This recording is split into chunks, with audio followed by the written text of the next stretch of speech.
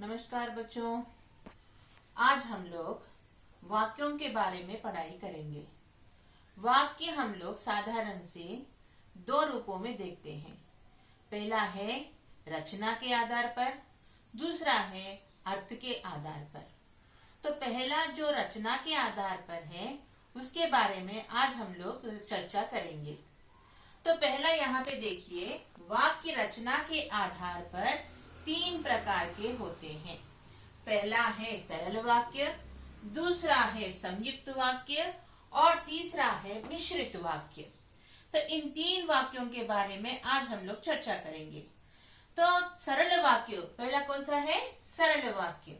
सरल वाक्य की परिभाषा देखिए, जिस वाक्य में एक ही उद्देश्य और एक ही विधेय हो वह सरल वाक्य कहलाता है। यानी इसमें एक ही उद्देश्य होना चाहिए, एक ही वाक्य में उसका अर्थ आ जाना चाहिए, उसे हम लोग सरल वाक्य कहते हैं और साधारण वाक्य कहकर भी कहते हैं। तो पहला यहाँ पे उदाहरण देखिए, राम सो रहा है। एक ही वाक्य हो गया, इसमें आपको अर्थ भी समझ में आ गया होगा। राम क्या कर रहा है? सो रहा है। एक ही वाक्य में उसका उत्तर आ गया है।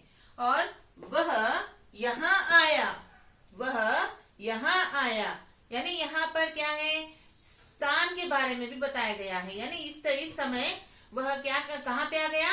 इस स्थान पे आ गया। यानी इसमें भी आपको अर्थ आ गया। एक ही वाक्य में इसका अर्थ आ जाता है, तो इसे कहते हैं सरल वाक्य। Only simple sentence, one sentence ही होता है। तो इसे सरल वाक्य भी कहते हैं और साधारण वाक्य भी कहते हैं। तो दूसरा है संयुक्त वाक्य। संयुक्त वाक्य में दो सरल वाक्य होते हैं।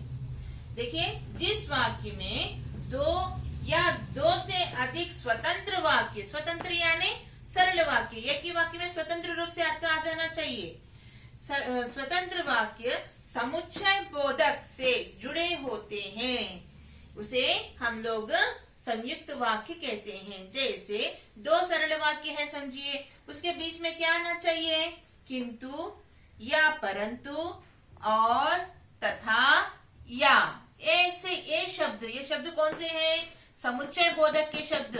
हम लोग शब्द भेद में पढ़े थे समुच्चय बोधक, उस शब्द के बारे में। उनमें समुच्चय बोधक भी एक है। तो उन समुच्चय बोधक से संबंधित इन शब्दों के द्वारा जुड़े होते हैं। तो इन शब्दों से ही हम लोग क्या करते हैं? जोड़ते हैं, दो सरल वाक्यों को जोड़ते हैं। उस तरह के शब्दों को हम लोग संयुक्त वाक्य कहते हैं। जैसे देखिए, मैं 10वीं कक्षा पढ़ती हूँ, मैं 10वीं कक्षा पढ़ती हूँ और मेरी बहन 8वीं कक्षा पढ़ती है। यहाँ पे दो सरल वाक्य है। देखिए, मैं 10वीं कक्षा पढ़ती हूँ एक वाक्य, मेरी बहन 8वीं कक्षा पढ़ती है। तो यहाँ पर क्या है? आपको एक ही वाक्य यानी दो सरल वाक्यों के बीच में क्या लगाया गया है? और लगाया गया है। तो ये दूसरा देखिए, राम सो रहा है, एक वाक्य बना। मोहन पढ़ रहा है, दूसरा वाक्य। इन दोनों को जोड़ने के लिए और का उपयोग किया गया है। तीसरा है वह यहाँ आया, एक वाक्य है। अधिक देर नहीं रुका, अधिक देर रुका नहीं। तो ये दो वाक्यों को जोड़ने के लिए परंतु, यानी यहाँ पर आप लोग और परंतु को लेकर दो सरल वाक्यों को जोड़े हैं।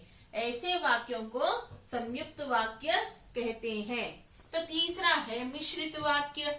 इसमें एक वाक्य यानी सरल वाक्य या साधारण वाक्य के ऊपर आश्रित वाक्य, दूसरा वाक्य डिपेंडेंट होता है।